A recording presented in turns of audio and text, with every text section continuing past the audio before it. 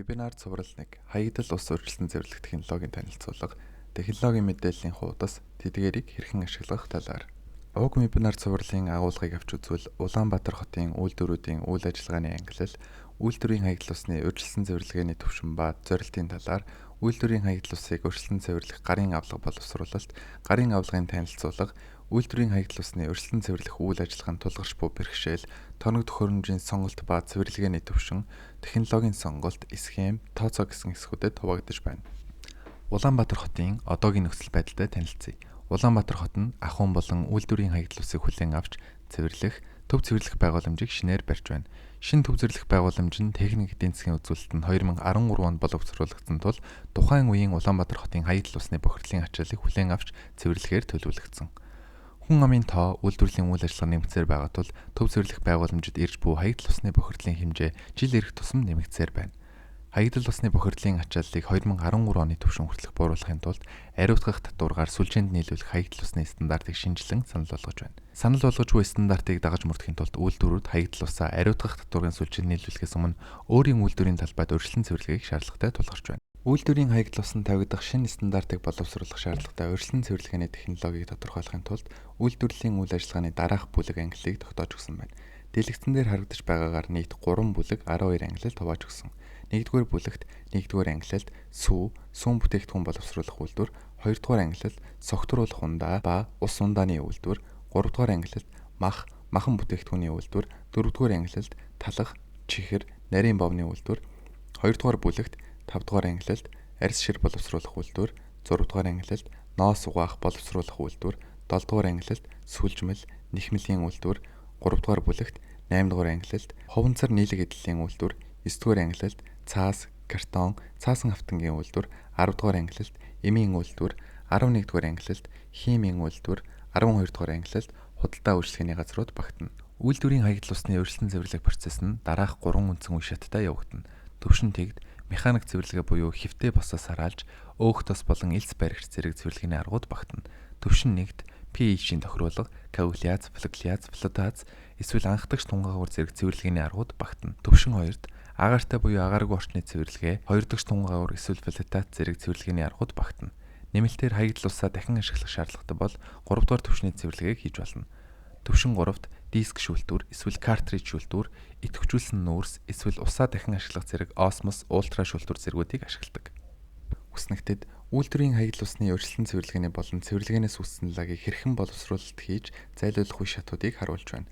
Хаягдал усны цэвэрлэгээний үе шат нь L1 буюу механик цэвэрлэгээ, L1 буюу анхдагч физик химийн цэвэрлэгээ, L2 буюу 2 дахь биологийн цэвэрлэгээ гэсэн шатуудаас бүрдэх ба нэмэлтээр L3 буюу 3 дахь цэвэрлэгээний тоног төхөөрөмжт байж болно. Лаг боловсруулах технологиуд нь урьдчилан цэвэрлэх байгууламжийн салшгүй нэг хэсэг бөгөөд тоног төхөөрөмжийн хүчин чадлаасаа хамааруулаад S1, S1, S2, S3 гэж хуваасан. Уг стандартад үйлдвэрийн газрууд ариутгах татварын төвлөрсөн сүлжээнд нийлүүлж буй хаягдал усны хэмжээ болон үйлдвэрийн ангиллаасаа хамаарч ялгаатай стандартыг дагаж мөрдөхөөр тусгагдсан байна.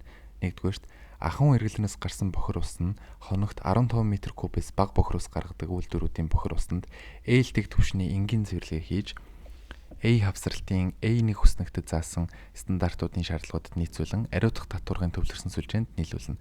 Хэрэв үйлдвэрийн бохир ус нь L1 цэвэрлэгээний дараа A1 хүснэгтэд заасан стандартын шаардлагыг хангахгүй бол L1 түвшний цэвэрлэгийг зайлшгүй хийх шаардлагатай. Үйлдвэрээс хоногт гарч буй бохир усны хэмжээг үйлдвэрлэл явагдаж байх үед тогтооно. Зогсолт хийсэн хугацаанд бохир усны эзлэгүүнийг бууруулах тул тооцоололд оруулахгүй. Хоногт 15 м3-ээс их бохир ус гаргадаг бол тухайн үйлдвэр L1 түвшний цэвэрлэгийг шаардлагатай. Хоногт 240 м3-ээс илүү бохир ус гаргадаг бол тухайн үйлдвэр L2 түвшний цэвэрлэгийг шаардлагатай. Үйлдвэр үйлчлэгээний газрууд хаягдал усыг урьдчилан цэвэрлэх байгууламжийг сонгох, төлөвлөх, суйрлуулах, ашиглах ерөнхий аргачлалыг ойлгуулж, үйл ажиллагаанд нэвтрүүлэхэд туслах зорилгоор энэхүү гарын авлагыг боловсруулсан болно. Гарын авлага нь 3 хэсгээс бүрдэнэ. Бүлэг 1 хаягдал усыг урьдчилан цэвэрлэх технологиг сонгох, хэрэгжүүлэх аргачлал. Бүлэг 2 үйлдвэрийн хаягдал усыг урьдчилан цэвэрлэх байгууламж, тоног төхөөрөмжийн технологийн болон үйлдвэрлэгчийн мэдээлэл. Бүлэг 3 үйлдвэрийн 12 ангиллын онцлогийг тусгасан бохирдлыг бууруулах жишийг тооцоолол. Дараах танилцуулгаар хаягдал ус цэвэрлэгээний технологийн сонголтуудыг хийх технологи, тоног төхөөрөмж ханган нийлүүлэгчтэй холбогдох, дагалдах техникийн мэдээллийн хуудсыг хэрхэн ашиглаж болох талаар тайлбарлах болно. Үйлдвэрийн хаягдал усыг урьдчилан цэвэрлэх гарын авлагын танилцуулгыг 3 бүлэгт хувааж байна. 1-р бүлэг дараах хэсгүүдээс бүрдэнэ. Үйлдвэрийн хаягдал усны гол бохирдуулагч бодисууд ба шинж чанар, Улаанбаатар хотын үйлдвэрийн хаягдал усыг ариутгах татваргад зайлуулах стандарт болон дагаж мөрдөх бусад дүрм журам, үйлдвэрийн хаягдал ус зайлуулах стандартын шаардлагад нийцүүлж бохирдлын ачааллыг бууруулах аргачлал, үйлдвэрийн хаягдал усыг урьдчилан цэвэрлэх технологийн тодорхойлох аргачлал, урьдчилан цэвэрлэх байгууламжийн хөрөнгө оруулалтын болон үйл ажиллагааны зарлыг тооцох аргачлал, урьдчилан цэвэрлэх байгууламжийн тоног төхөөрөмж, бараа материалын үйлчилгээг худалдан авах аргачлал, урьдчилан цэвэрлэх байгууламжийн ашиглалт, засвар үйлчилгээний аргачлал. 2-р бүлэг нь дараах хэсгүүдээс бүрдэнэ. Уламжлалт, физик, химийн болон биологийн цэвэрлэгээ, дэвшлэл технологи болон лаг боловсруулах процессын мэдээллийн хуудас болон цэвэрлэгээний төвшин тус бүрийн технологийн жишээ зэрэгээс бүрдэнэ. Технологийн жишээ цэвэрлэгээний төвшин бүрээр илэрхийлсэн бөгөөд цэвэрлэгээний үе шатуудын өмнө хаягдал ус буфер танкын жигдрүүлэх шаардлагатай байдаг. Төвшин тэг хэвтээ босоо сараалж, өөх тус болон элс шороо баригч. Төвшин 1 физик, химийн цэвэрлэгээ коагуляц, флокуляц гэх мэт. Төвшин 2 биологийн цэвэрлэгээ аэробик болон анаэробик гэх мэт.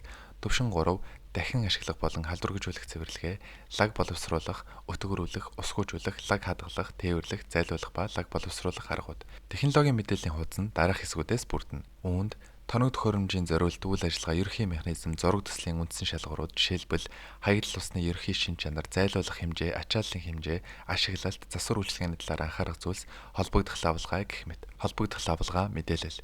Технологийн шалгуур, массын тэнцвэр, процессын урсгалын диаграмм, тоног төхөөрөмжийн хэмжээ, байгууламжийн төлөвлөлтийг тодорхойлох. Мэдээллийн хуудсанд багтсан технологийн дагуу тоног төхөөрөмж, инженерчлэл, сорилуулалт, барилга угсралт, хаягдал ус цэвэрлэх, химийн бодисын худалдаа гэх мэт үйлчилгээг үзүүлдэг компаниудаас холбоо барих мэдээлэл. 3-р бүлэг дараах хэсгүүдээс бүрдэнэ. Үйлдвэрийн 12 ангилал тус бүрт Улаанбаатар хотод үйл ажиллагаа явуулж буй үйлдвэрүүдийн бодит жишээ авч жишг тооцоо хийсэн болно. Дараах мэдээллийг үйлдвэрийн ангилал тус бүрээр харах боломжтой. Үйлдвэрийн хаягдал усны гол бохирдуулагч бодис ба шинж чанар, үйлдвэрийн хаягдал усны стандартыг дагаж мөрдөх боломжтой үйлдвэрт зориулж боловсруулсан аргачлалыг хэрхэн ашиглах тухай Улаанбаатар хотын жишээ нь бохирдлын ачааллыг тооцоолох, технологийн урсгал диаграмм болон тохирох технологиг сонгох гэх мэт. Үйлдвэрийн хаягдал усыг урьдчилан цэвэрлэхэд тулгарч буй бэрхшээлүүд. Үйлдвэрийн хаягдал усны найрлага нь тухайн үйлдвэрийн үйл ажиллагааны чиглэлээс хамаарат ялгаатай байдаг. Цэвэрлэгээний үр дүн хаягдал усны их усрээс хамаарч цэвэрлэгээний зорилгыг ялгаатай байдлаар тодорхойлсон. Иймээс үйлдвэрүүдэд технологийн хаягдал усыг газар дээр нь урьдчилан цэвэрлэх нэг ижил стандартыг мөрдөх боломжгүй байна. Үйлдвэрийн үйл ажиллагааг 12 төрлөөр ангилах нь ижил төстэй урьдчилан цэвэрлэгээний аргуудыг ялгаж ойлгох боломжийг олгож буй юм. Гэсэн хэдий ч урьдчилан цэвэрлэгээний технологийн дамжлага, үе шатуудыг тодорхойлохын тулд хаягдал усны шинжилгээг шаардлагатай бол туршилт хийх шаардлагатай. Цэвэрлэгээний төвшин болгон дээр санал болгож буй технологиудыг харуулж байна. Төвшин тэг дээр механик цэвэрлэгээ буюу хэвтээ босоо сараалж, өөх тус баригчийг санал болгож байна. 1-р төвшин дээр жигдрүүлэгсэн коагуляц, флокуляц, флотац, тунгаа гурийн аргууд. 2-р төвшин дээр агаартай ба агаар үгийн нөхцөлдөх биологийн цэвэрлэгээ, 2 дахь тунгаа ур зэргийг санал болгож байна. 3-р төвшин дээр 3 дахь цэвэрлэгээний ба хаягдал усаа дахин ашиглах технологиудыг санал болгож байна. Хаягдал усыг ялгаж ангилахын ач холбогдол. Үйлдвэрийн процессын эхний үе шатад хаягдал усыг ялгах нь илүү үр бүтээмжтэй байдаг. Үйлдвэрлэлийн процессээс гарч буй усыг ангилан илүү бохирдолтой усыг цэвэрлэх нь Улаанбаатар төв цэвэрлэх байгууламжийн хүчин чадал, технологийн сонголтыг илүү оновчтой болгож, улмаар зардлыг бууруулан үр ашгийг нэмэгдүүлнэ.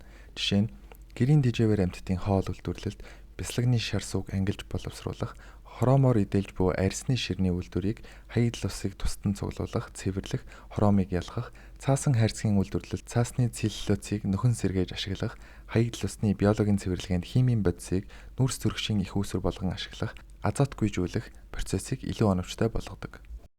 Төвшин тэгийн хүрээнд үйлдвэрийн талбайдаа дараах технологиудыг суйрлуулан ашиглаж байна. Урьдчилан цэвэрлэгээ хийх боломжтой байдаг үүнд өөх тос баригч, ус зайлуулах суваг, сараалж ба шүүр, элс ба шороо баригч.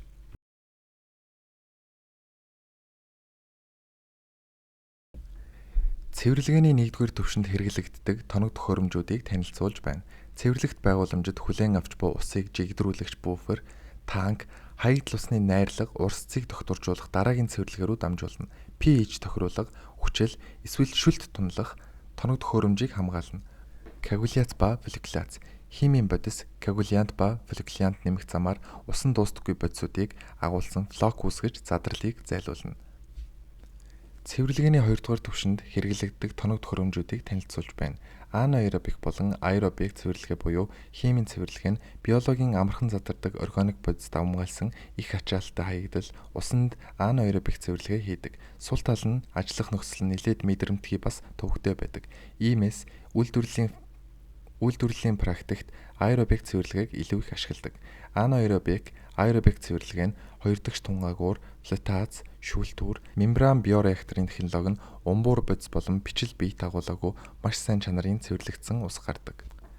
Цэвэрлэгээний 3 дугаар түвшинд хэрэглэгддэг эцсийн шатны цэвэрлэгээний технологиуд буюу хаягдал усыг зайлуулах, дахин ашиглахаас өмнө усан дуустдаг ба уустдаггүй үлдэгдлүүдийг салгах технологиудыг танилцуулж байна. Үүнд элсэн шүүлтүүр, ультра шүүлтүүр, эсрэг осмос, диск шүүлтүүр, мөнхлөгт идэвхжүүлсэн нүүрс шүүлтүүр.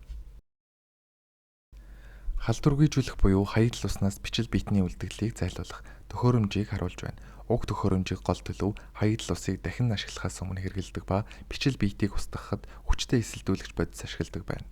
Лагийн боловсруулалтыг цэвэрлэгээний түвшингээр нь хувааж үзвэл төвшин S1 лагийг бохирын машинаар соруулан татаж зайлуулах, төвшин S1 лагийг бага хувиар усгүйжүүлэх, төвшин S2 лагийг өндөр хувиар усгүйжүүлэх, төвшин S3 анаэробик задрал лагийг тогтворжуулах. Техникийн мэдээллийн хуудсанд дараах мэдээллийг оруулсан болно. Үүнд техникийн тодорхойлолт ба зориулалт, зураг, схем, үйлдвэрийн ажиллагааны ерөнхий механизм, зураг төслийн үндсэн шалгуурууд, ашиглалтын болон засвар үйлчилгээний талаарх анхаарах зүйлс, технологийн сонголтын шалгуур. Технологийн тодорхойлолт ба зориулалт. Энэхүү мэдээлэл нь технологийн онцлог, цэвэрлэгээний ямар тохиолдолд үе шатуудад хэрэгжилж болох талаар ерөнхий ойлголт өгнө. Зураг төслийн үндсэн шалгуурууд нь урьдчилан цэвэрлэх байгууламжийн зураг төсөл боловсруулахад шаардлагатай үзүүлэлтүүд, тэдгээрийн холбоо хамаарал, жишээ нь биологийн цэвэрлэгээнд органик бодисын эзлэхүүний ачааллыг хэмжих нь ямар ач холбогдолтой болох, яаж тооцох, тухайн тохиолдолд хэрхэн тайлбарлах талаар тайлбарлав. Тохиромжтой байдал, хүчин чадлын сонголт, уян хатан байдлыг тооцоолох, аюулгүй байдал, засвар үйлчилгээ хийхэд хялбар байдлыг тооцоолох. Ашиглалтын болон засвар үйлчилгээний талаар анхаарах зүйлс нь бүтээмжтэй удаан хугацаанд ажиллах нөхцөлийг тооцоолох, засвар үйлчилгээ хийх шаардлагатай хэсгийг тайлбарлах, засвар үйлчилгээний заавар боловсруулах зөвлөмж, ашиглалтын үеийн аюулгүй байдлын талаарх анхаарах зүйлс гэх мэт. Мэдээллийн хуудасны энэ хэсэгт урьдчилан цэвэрлэх байгууламжийн технологиг сонгохдоо анхаарч үнэлэх талаар танилцуулж байна. Үүнд хаягдал ус цэвэрлэх хэсэгт тавигдах нөхцлүүд, технологийн тохиромжтой нийцтэй байдал, өргөдөх болон модулчлах боломж, зайн талбайн шаардлага, хүчин чадал гэх мэт.